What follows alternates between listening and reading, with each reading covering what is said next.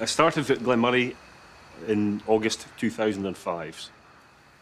So at this point in time, I've worked 12 years and have seen many interesting things happen with the distillery.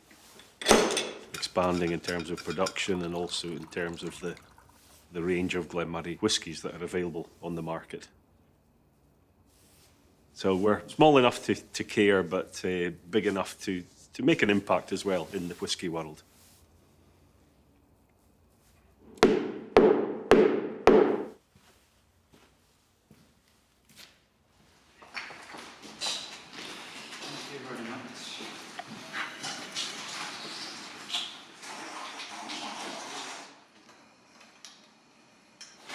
I'm going to be here, if you're in front. Yeah. Well, I don't know about being a model.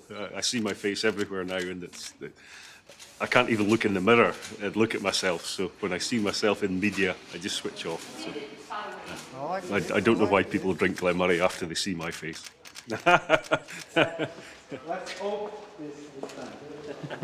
Let's hope it's done.